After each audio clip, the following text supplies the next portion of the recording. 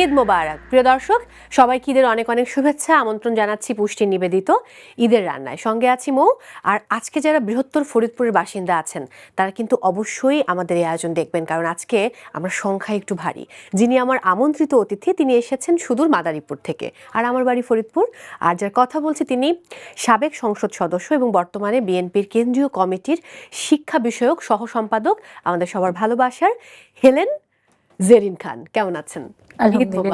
ঈদ মোবারক আপনাকে এবং দর্শক শ্রোতাদেরকে।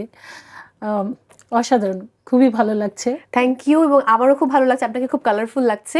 বাই দ্য ওয়ে, এবারে ঈদ কেমন গেল? মানে যেহেতু নতুন সরকার এবং 1.5 মাস হয়ে গেছে নতুন সরকারের, সেই সময়ে নতুন ঈদটাও কিন্তু এবারের ঈদটা একটু অন্যরকম আমাদের জন্য। এটা বলতে পারেন যে এবারে ঈদটা সত্যি আমার জীবনের শ্রেষ্ঠ ঈদ বলতে পারবো, কারণ দীর্ঘ লম্বা একটা সময় আমাদের গিয়েছে। ঈদ করতে পারবো, সঠিকভাবে করতে পারবো কিনা, ঈদের সময় ঘরে থাকতে পারবো কিনা, না জেলে গিয়ে চলে যেতে হবে, না লুকিয়ে থাকতে হবে, এরকম একটা পরিস্থিতি এক দীর্ঘ 17টা বছর আমাদের কাটাতে হয়েছে। তার পরবর্তীতে অন্তর্বর্তীকালীন সরকারের এই সময়টা কিছুটা আমরা মুক্ত অবস্থায় ছিলাম। তবে এবারে যেহেতু বাংলাদেশের জনগণের ম্যান্ডেট নিয়ে জাতীয়তাবাদী দল ব্যাপক 2/3 মেজরিটির চাইতে বেশি আসন নিয়ে সরকার গঠন করেছে, সেই কারণে এবারে তো ঈদটা ভিন্ন রকম।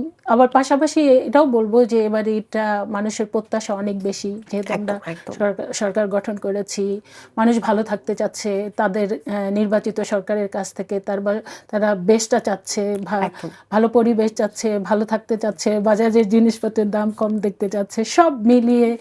এবং আমি মনে করি যে একটা সুন্দর সময় গিয়েছে পুরা রমজান মাসটা। আপা, যেহেতু আজকে আপনি পুষ্টির আমন্ত্রণে এসেছেন, এবার বলুন যে পুষ্টি তো একটা ভালোবাসার ব্র্যান্ড। সো পুষ্টি আটা, ময়দা, সুজি, পুষ্টির চাল রয়েছে, তেল রয়েছে, ঘি রয়েছে। আপনি অ্যাকচুয়ালি আজকে কি খেতে চান আমাদের কাছে? সত্যি কথা, যারা রান্নাঘরে যায়, রান্না করে, তারা মনে হয় সবাই এই পুষ্টির এই প্রোডাক্টের সাথে পরিচিত। এবং আমি খুব বেশি রান্নাঘরে যাওয়া হয় না, কিন্তু কালে ভাদ্রে যখন যাই তখন খুঁজি যে পুষ্টির এই প্রোডাক্টের কী কী আছে। তবে আজকে আপনাদের এই অনুষ্ঠানে এসে আমি যেটা বলবো যে আমার সবচেয়ে প্রিয় যে খাবার সেটা হলো কাচ্চি বিরিয়ানি। তো আমি মনে করি পুষ্টির এই প্রোডাক্ট দিয়ে আজকে আমরা কাচ্চি বিরিয়ানি সুন্দরভাবে রান্না করে নিজেরা খাবো এবং দর্শক শ্রোতাদেরকে আমরা সেটা এই আনন্দ যাতে তারা উপভোগ করতে পারে সেই ব্যবস্থা একদম। এবং কাচ্চি বিরিয়ানি ছাড়া কিন্তু আয়োজন কখনো জমে না। সো এই কাচ্চি বিরিয়ানি রান্নার জন্য আপা, যেহেতু আপনি আজকে আমাদের আমন্ত্রিত অতিথি, সো আমরা খুব প্রফেশনাল একজনকে ইনভাইট করেছি, যিনি শেফ সোহাগী। ঈদ মোবারক। ঈদ মোবারক। কেমন আছেন? এই তো ভালো আপু, আপনি ভালো আছেন? খুব ভালো আছি, এবং আবারও দেখা হয়ে গেল আপনার সঙ্গে। বাই দ্য ওয়ে, আপা বলেছেন যে আপা কাচ্চি বিরিয়ানি খেতে চান, তো পুষ্টি চাল ব্যবহার করে আপনি তো নিশ্চয়ই কাচ্চি বিরিয়ানি আজকে তৈরি করবেন। হ্যাঁ, আজকে আমরা কাচ্চি বিরিয়ানি প্রসিডিউরটা শুরু করতে পারি তাহলে। মুখে তো হাসি ফুটবেই, কারণ এটা পুষ্টি আটার সুস্বাদু রুটি, তাই এর সাথে যাই খাবেন অসাধারণ টেস্ট পাবেন। প্রথমে তাহলে আমরা কাচ্চি বিরিয়ানির জন্য মাংসটা ম্যারিনেট করে নিব। ওকে। এখানে আমি খাসির মাংস নিয়ে নিয়েছি 1 কেজি পরিমাণে। আর খাসির মাংসের যে একটা ব্যাড স্মেল, এটা দূর করার জন্য আমরা 1 ঘন্টা আগে লবণ দিয়ে আগে এটা ভিজিয়ে রেখে তারপরে হচ্ছে এটা ধুয়ে নিলে আর ব্যাড স্মেলটা থাকবে না। দারুণ। ওকে আপা, আপনি কাচ্চি বিরিয়ানি কখনো রান্না করেছেন? আগে তো মোটামুটি অনেক রান্না করতাম, তখন কাচ্চি বিরিয়ানি অনেকবার রান্না করেছি। তো কাজে কাচ্চি বিরিয়ানি নিজে রান্না করার মধ্যে তো অন্যরকম একটা মানে মজা থাকে, আনন্দ থাকে, এবং এটা পরিবেশন করার মধ্যে অন্যরকম। এবং সবসময় জানতে ইচ্ছা করে যারা খায়, মানে কেমন লাগে তাদের কেমন লাগে। হ্যাঁ, আপনি যেহেতু নিজে একজন মানে রাজনৈতিক ব্যক্তিত্ব, আপনি এখন কি রান্না করার সময় পান? না, অ্যাকচুয়ালি সত্যি কথা আমার খুব বেশি কিচেনে যাওয়া হয় না, কিন্তু কিছু কিছু রান্না আছে যেগুলা আগে খুব বেশি করা হতো। সেগুলো কি কি জানতে চাই যদি। যেমন খিচুড়ি রান্নাটা খুব আপনি বলেছেন যে খিচুড়ি। বাচ্চারা, হ্যাঁ সত্যি কথা আমার খুব একটা কিচেনে যাওয়া হয় না, কিন্তু বাচ্চারা মাঝে মাঝে বায়না ধরে আম্মু তোমাকে এই খিচুড়ি রান্নাটা করতে হবে, মাঝে মাঝে বায়না ধরে এই যে কাচ্চি বিরিয়ানিটা, এটাও আমি রান্না করতাম, তো বায়না ধরে। ওই বাচ্চাদের মানে রিকোয়েস্টে আবার কিচেন রুমে যেতে হয়। এবার কি করছি আমরা আপু? আমরা হচ্ছে প্রথমে খাসির মাংসটা নিয়ে নিলাম, তারপর হচ্ছে এখানে আমি টক দই দিয়ে দিয়েছি 1 কাপ পরিমাণে, তারপরে হচ্ছে আমি সল্ট দিয়ে দিয়েছি, গরম মশলার গুঁড়া, তারপর হচ্ছে পুষ্টি সরিষার তেল, পুষ্টি সয়াবিন তেল, আর হচ্ছে এখন আমি বাকি উপকরণগুলো এক এক করে দিয়ে নিব, এটা দিয়ে মেরিনেশন করে নিব। ওকে, যখন আপনি মাদারীপুরে যান তখন সর্বোচ্চ যারা আপনার এলাকার জনগণ তাদের জন্য তো আপনাকে অনেক কিছু করতে হয়, তখন সর্বোচ্চ কত সংখ্যক মানুষের জন্য আপনি রান্না করেছেন? অ্যাকচুয়ালি মাদারীপুর গিয়ে আমার খুব একটা রান্না হয় না। আমার যদি ঢাকায় যখন থাকি তখন আমার বাসায় গেস্ট আসলে তাও হয় না, আমার বাচ্চারা বায়না ধরলে আমার আসলে কি রান্না করতে হয়। তো আর ছোটবেলা আমার যেটা হয়েছে, আমার খুব রান্নার প্রতি ছিল, ফ্যাসিনেশন ছিল। আমি রান্না করব, আমার মা যখন রান্না করতে ওনাকে অনেক হেল্প করতাম, ওনার কাছে যেতাম, অনেক সময় মাকে উঠিয়ে দিয়ে আমি বলতাম আমি রান্না করি। সেই কারণে আমার মনে হয় কি আমি ছোটবেলাটাই রান্না করে টাইমটা পাস করে দিয়েছি। এখন আর আমার সময় হয় না, কারণ আমি এত বিজি থাকি। মন লাগিয়ে রান্না না করেন, রান্নার মধ্যে যদি আনন্দ খুঁজে না নিতে পারেন তাহলে কিন্তু রান্না ভালো হবে না। সেই কারণে আমি এখন তো নানা রকমের টেনশন আমার থাকে। হ্যাঁ, তো সেই জন্য আমাকে ওইভাবে, যেহেতু আমি ওই সময়টা দিতে পারবো না, এই জন্য আমি কিন্তু রান্নাঘরে একটু কম যাই। কিন্তু আমি যখন রান্নাঘরে যাই আমি পারি না এমন কোনো রান্না নাই, আমি সব রান্না পারি। এটাই তো দক্ষতা, মানে নারীরা কিন্তু একসঙ্গে সব দিক সামলাতে পারে, ঘরে বাইরে কর্মক্ষেত্রে সব জায়গায়। একটা ব্যাপার আমি জানতে চাই, আপনার যে রাজনীতিতে আসা, আপনার যদি আমরা একটু ব্যাকগ্রাউন্ডটা চেক করি, সেখানে কিন্তু বাবা মা দুজনেরই রাজনীতিতে তাদের একটা পদচারণা রয়েছে। সো এটা কি বাবার দিক থেকেই বেশি এসেছে নাকি মায়ের দিক থেকে? দুজনেরই বলতে পারেন যে আমি একটা পলিটিক্যাল পরিবারে জন্মগ্রহণ করেছি। আমার বাবার একটা বিরাট স্যাক্রিফাইস ছিল, সেটা হলো আমার বাবা একজন গভর্নমেন্ট অফিসার ছিলেন, কিন্তু বাবা ছাত্র জীবনে রাজনীতির প্রতি খুব মানে কি বলবো ভীষণ মনোযোগী ছিলেন, রাজনীতিকে ভীষণ ভালোবাসতেন এবং নিজেকে একজন রাজনীতিবিদ হিসেবে গড়ে তুলতে চেয়েছিলেন। কিন্তু ফ্যামিলির চাপে প্রেশারে দায়িত্ব নেবার কারণে উনি রাজনীতিটা করতে পারেননি, ওনাকে সরকারি চাকরি করতে হয়েছে। কিন্তু ওনার ভিতরে একটা বাসনা সবসময় চলে গিয়েছিল। তো উনি যখন ফ্যামিলিটাকে সেটেল করে ফেললেন, উনি 18 বছর গভর্নমেন্ট সার্ভিস করার পরে দেখা গেল উনি চাকরিটা ছেড়ে দিলেন। আচ্ছা, তো বাবার যে এই যে স্যাক্রিফাইস, রাজনীতির প্রতি তার যে একাগ্রতা, এত ভালোবাসা, সেইটা তো আমার ভিতরে হয়েছে যে আমার বাবা তো রাজনীতির জন্য এত স্যাক্রিফাইস করতে পারে। আর আমার মা একজন সমাজকর্মী ছিলেন, মানে গরিব দুঃখী মানুষ ওনার কাছে আসলে কেউ ফিরে যেতেন না। আর ওনার নিজে সবসময় ওদের জন্য ওনার মন কাঁদত, কেউ বিপদে পড়েছে উনি ছুটে যেতেন, কেউ অসুস্থ হয়েছে তাকে সাহায্য করতেন। তো এইটা হয়েছে কি এই পরিবার থেকে আমি বড় হয়েছি, রক্তেই রাজনীতি মিশে আছে একদম। রান্নার কি হলো কতদূর? এখন হচ্ছে আমি লিকুইড মিল্ক দিয়ে দিলাম, তারপর হচ্ছে স্যাফরন আর হচ্ছে শাহি জিরা, এগুলো মেরিনেশন করে আমরা হচ্ছে 1 ঘন্টার জন্য রাখতে পারি বা ওভারনাইটও রাখতে পারি, যেহেতু আমাদের হাতে সময় কম। চিলারে রেখে দিলেই হয়ে যাবে। এখন আমাদের হাতে সময় কম, আমরা এখন রান্নার প্রসেসে চলে যাব। Sure, please. কাচ্চি মেরিনেশন করার মাংসটা সহ এখানে প্রথমে দিয়ে দিব। বাহ,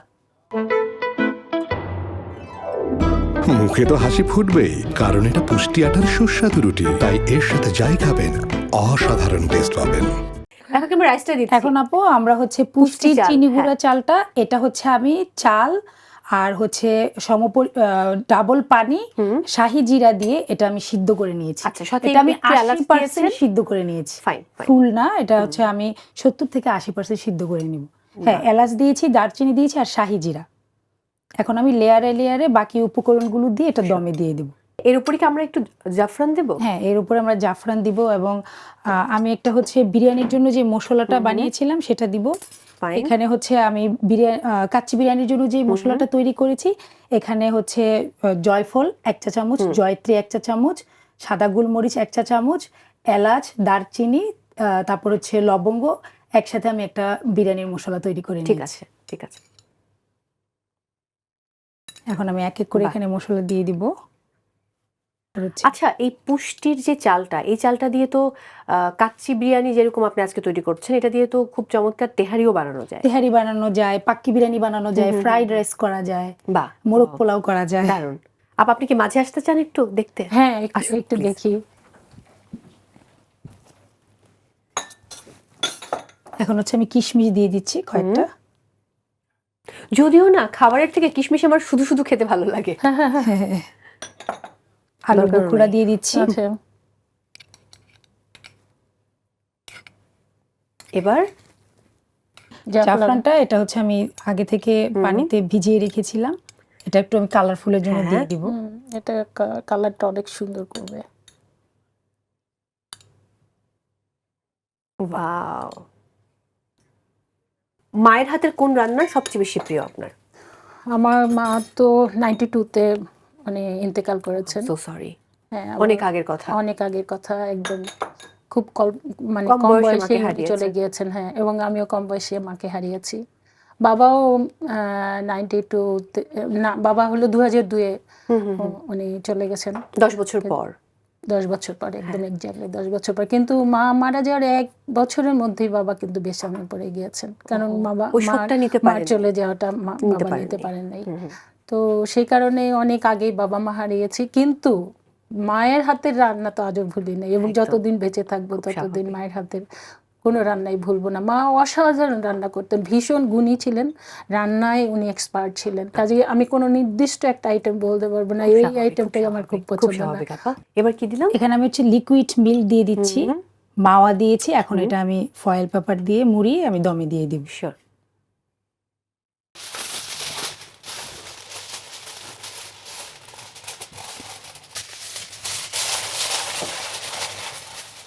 আমরা এটা চাইলে বাসায় আটা বা ময়দা হচ্ছে পানি দিয়ে গুলে ওটা সিল করে দিতে পারি। হ্যাঁ হ্যাঁ, ভাবটা বের হবে না, বের হতো না। হ্যাঁ, এখন আমরা চুলাটা জ্বালিয়ে দিব। আমরা হচ্ছে হাই হিটে 10 মিনিট, একদম হাই হিটে আমরা 10 মিনিট রান্না করব। একদম আমরা মিডিয়াম টু লো হিটে আমরা হচ্ছে 1 ঘন্টা রান্না করব। তাহলে একদম ফুল ডান হয়ে যাবে, ওয়েল ডান যেটাকে বলে। ফ্যান্টাস্টিক। ওকে, সো এই যে রান্নার অনেক রকম ব্যাপার আছে, যেমন আমাদের ফরিদপুর বা বৃহত্তর ফরিদপুর কিন্তু অনেক খাবার বিখ্যাত রয়েছে, যে আমরা যে খাবারগুলো পছন্দ করি। বিশেষ করে আমাদের কিছু অকেশন রয়েছে, যে জামাই ষষ্ঠী বলে কথা, তখন কিন্তু আমাদের আম দুধ কাঁঠাল খেতে হয়। আবার একটা সময় কিন্তু দেখা যায় যে চিতই পিঠা, হাঁসের মাংস বা চিতই পিঠা, গরুর মাংস, মুরগির মাংস ভুনা। সো এই খাবারগুলো আপনার পছন্দ কিনা? ফরিদপুরে অনেক বিখ্যাত খাবার আছে, সত্যি সবচেয়ে বিখ্যাত খাবার হলো ফরিদপুর, যেহেতু পদ্মা নদীর পাড়ে ইলিশ মাছ, টাটকা ইলিশ মাছ। ও অসাধারণ। আগে আপনার মনে আছে কিনা জানি না, আমরা যখন ফেরি পারাপার হতাম লঞ্চে, তো গরম গরম মানে ইলিশ মাছ খেতাম আমরা। হ্যাঁ, ওইটার স্বাদ কিন্তু আপনি অন্য কোথাও পাবেন না। এটা আর ফরিদপুরে তো এই ইলিশ মাছটা, সরিষা ইলিশ, তারপরে ইলিশ পোলাও, অনেক কিছু করে, ইলিশ দো পেঁয়াজ, সরিষা ইলিশ। আর একটা জানো ফরিদপুরে একটা বিখ্যাত খাবার আছে, ভর্তা ভাত। হ্যাঁ, অসাধারণ, অসংখ্য আইটেম, প্রায় 50-60, কোথাও কোথাও 100-র মতো আইটেম করবে এবং ভর্তা ভাতটা করবে। এবং দেখা গিয়েছে যে অন্যান্য এরিয়াতে গেলে হয়তো কাচ্চি বিরিয়ানি করে, কিংবা বিরিয়ানি করে, কিংবা পোলাও করে, কিন্তু আমাদের দেশে ওই ভর্তা ভাতটা থাকবে। গেস্ট গেলে ধরেন অতিথি, ওটা থাকবে, ওটার সাথে সাথে এই কাচ্চি বিরিয়ানি বলেন কিংবা ইলিশ পোলাও বলেন, অন্যান্য আইটেম থাকবেন। এটা আছে। আরেকটা আছে যে আমার এরিয়া, যেটা আমার ওই এরিয়াতে বিখ্যাত হলো খেজুরের গুড়ের জন্য। হ্যাঁ, খেজুরের গুড়ের পায়েস, খেজুরের গুড়ের চিতই পিঠা, দুধ চিতই যেটা। হ্যাঁ, ওটা তো মানে ভীষণ শীতের সময় কাপাকাপির মধ্যে আমরা এমন ভাবে বলছি, আপা যারা দেখছে আজকে দর্শকের পুরো জিভে পানি এসে যাবে। আমার মনে আছে, আমার যেহেতু গ্রামের বাড়ি, আমার মনে আছে খুব সকালে, এবং আমরা যৌথ পরিবার ছিলাম, আমার আরো 3 চাচা ছিল। আমরা কি করতাম, চারিপাশে ভাই বোনরা দাঁড়িয়ে থাকতাম, কখন গুড়টা। আপনি একটা ব্যাপার কি লক্ষ্য করেছেন, যে আমরা যেহেতু একই এলাকার, যখন গুড়টা রেডি হয় তখন একটা জটলা গুড় হয় না, টেনে লম্বা করা যায়, ওইটা কত বছর হয়ে গেছে তাই না? আপা আমরা কখন জালটা বাড়িয়ে দেব? না, আমাদের জাল এখন কমিয়ে দেব, মিডিয়াম টু লো হিটে। ফাইন। কারণ হাই হিটে 10 মিনিট আমরা হাই হিটে দেব। হ্যাঁ, আর 1 ঘন্টা হচ্ছে আমরা মিডিয়াম টু লো হিটে দেব। মুখে তো হাসি ফুটবেই, কারণ এটা পুষ্টি আটার সুস্বাদু রুটি, তাই এর সাথে যাই খাবেন অসাধারণ টেস্ট পাবেন। সোহাগী পুরো নাম কি আসলে আপনার? আমার পুরো নাম হচ্ছে কানিজ ফাতেমা সোহাগী। তো এই নামটা আমাকে আগে বললে কি হতো? কানিজ ফাতেমা সোহাগী। সোহাগী নামটা শুনতে বেশি ভালো লাগছিল, তাই সোহাগী শুনছিলাম। ওই নামটাই এখানে উপস্থাপন। পরিবারের সবাই কি সোহাগী বলে ডাকে? পরিবারের সবাই, দাদু বাড়ি ওরা সবাই ফাতেমা, নানু বাড়ি সবাই সোহাগী। নানা নামটা রেখেছে। আর কানিজ কেউ ডাকে না? কানিজ আম্মুর দেওয়া নাম। আচ্ছা, কানিজ নামটা খুবই কম বলা হয়, বাট ফাতেমা সোহাগী বেশি বলা হয়। আচ্ছা, দারুণ ব্যাপার। ওকে, নামে বিভ্রাট হয় না এত নাম? অভ্যাস হয়ে গেছে ছোট। আমি একটা কথা বলতে চাই, একসঙ্গে 3টা নাম, হ্যাঁ, ঝাজর বলে সুইকে, তার কিন্তু 3টে নাম, হেলেন, জেরিন, খান। না, আমাকে অনেক সময় অনেকে জেরিন বলে ডাকে, তখন কিন্তু অনেক ভালো লাগে, কিন্তু হেলেন নামটা আমার বাবার দেওয়া, কাজে এর নামটা মানে তো সবাই বলে, কিন্তু পলিটিক্যালি তো হেলেন পরিচিত। হ্যাঁ, আর পুরা 3টা নাম একত্র হলে একটু আলাদা স্টাইল মনে হয় না? হ্যাঁ, ট্রু ট্রু, একদম। সো এবার কি আমরা একটু দেখবো যে হলো কিনা? হ্যাঁ, আমাদের অলমোস্ট খুব ডান। সুন্দর ঘ্রাণ বের হচ্ছে। এখন হচ্ছে আমরা পরিবেশন করে নিব। পরিবেশনটাই সবচেয়ে মজা। ওয়াও, দারুণ সুন্দর। হ্যাঁ, ভীষণ সুন্দর ঘ্রাণ। ঘ্রাণ এবং কালারও সুন্দর হয়েছে। আরে বাহ। আর কাচ্চি বিরিয়ানির আলুটা খেতে কিন্তু খুব ভালো লাগে। সবাই তো আলু খুঁজে, আলু খুঁজে, হ্যাঁ হ্যাঁ হ্যাঁ, বিয়ে বাড়িতে গেলেও কিন্তু আলু খুঁজি আমরা। বাহ, কারণ কাচ্চি বিরিয়ানির এই আলুটা অন্য কোনো কিছুতে পাওয়া যায় না। একদম একদম একদম। দেখেন একদম পুরো সব মশলাগুলো কি সুন্দর ব্লেন্ড হয়ে গেছে ভেতরে। হ্যাঁ,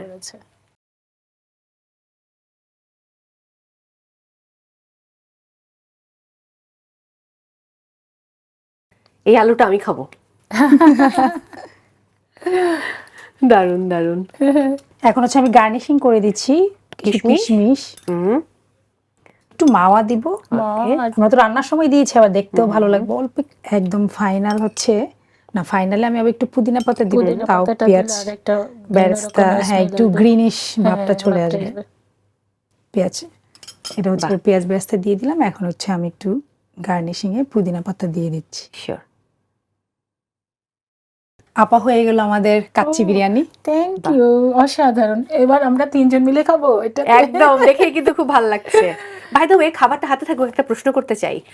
আমাদের পিএম যেভাবে কাজ করছেন গত 1.5 মাস ধরে, তার কাজকে কিভাবে মূল্যায়ন করবেন? এটা তো মূল্যায়নের ভার আপনাদের। আমরা আমাদের পিএম, আমাদের দলের চেয়ারম্যান, সেই হিসেবে তো আমরা গর্ববোধ করি। সত্যি কথা, আমরা যেটা প্রত্যাশা করি নাই তার চাইতে অনেক বেশি তিনি জাতিকে ডেলিভারি দিচ্ছেন, যেটা এই জাতীয় হয়তো বা কোনো একদিন স্বপ্নে চিন্তা করতেন। আমাদের সবাইকে 9টার মধ্যে, মানে সবাই 9টার আগেই চলে যায়, যেহেতু পিএম 9টার মধ্যেই চলে আসেন, কাজেই অন্যদেরকে আগে আসতে হয়। এবং দেখেন, ছুটির দিনেও কিন্তু তিনি অফিস করছেন। খুবই ধন্য হয়ে যাচ্ছি, মুগ্ধ হয়ে যাচ্ছি। এবং আমরা যে এই স্বপ্নের বাংলাদেশ দেখতে চাচ্ছি, ইনশাল্লাহ আমাদের বর্তমান প্রধানমন্ত্রী তিনি আমাদের সেই জায়গায় নিয়ে যাবেন। একদম, সেই স্বপ্ন পূরণ করবেন, সেই বিশ্বাস আমরাও রাখি। অসংখ্য অসংখ্য ধন্যবাদ আজকে আসার জন্য। আপনার জন্য রয়েছে পুষ্টির সৌজন্যে উপহার। সে উপহার আমি আপনার হাতে তুলে দিতে চাই। Thank you so much. অসংখ্য অসংখ্য ধন্যবাদ। পুষ্টির পক্ষ থেকে অনেক ভালোবাসা। আপনাকে অসংখ্য ধন্যবাদ এবং পুষ্টির কর্তৃপক্ষকে অসংখ্য ধন্যবাদ। তারা এই সুন্দর প্যাকেট আমাকে উপহার দিয়েছেন। আমি রাখছি। এবারে আমাদের দর্শকদের উদ্দেশ্যে এবং আমাদের জিটিভির উদ্দেশ্যে কিছু বলুন। দর্শকদের উদ্দেশ্যে আমার একটাই থাকবে যে এই ঈদের আনন্দ আপনারা সবাই উদযাপন করবেন সুন্দরভাবে, এবং সবাই মিলেমিশে আমরা একটা সুন্দর বাংলাদেশ গড়তে চাই, যেখানে সবাই ভালো থাকবে, সুস্থ থাকবে, তারা যে স্বাভাবিক জীবনযাপন, সুন্দর জীবনযাপন করতে চায়, সেই জীবনযাপন যাতে তারা করতে পারে, সেই জায়গায় আমরা সবাই মিলেমিশে কাঁধে কাঁধ মিলিয়ে আমরা করতে চাই। জিটিভির দর্শক শ্রোতা এবং জিটিভির কলা কৌশলীদের ঈদ মোবারক, এবং তাদেরও সুন্দর জীবন কামনা করছি। তারা সবাই ভালো থাকবে। জিটিভি যেভাবে দর্শকদেরকে সুন্দর সুন্দর বিভিন্ন অনুষ্ঠান উপহার দিয়ে এখন যেমন জনপ্রিয়, আরো জনপ্রিয়তার শীর্ষে Zee TV. Thank you so much. চলে যাবে। অনেক ভালোবাসি। ঈদ মোবারক সোহাগী আপু, ঈদ মোবারক, অনেক ভালো থাকবেন। Thank you. প্রিয় দর্শক, বিদায় নিচ্ছি আজকের মতো। সবাই অনেক ভালো থাকুন, নিরাপদে থাকুন, আর অবশ্যই চোখ রাখুন জিটিভির পর্দায়। দেখা হচ্ছে আবারও পুষ্টির নিবেদিত ঈদের রান্নায়।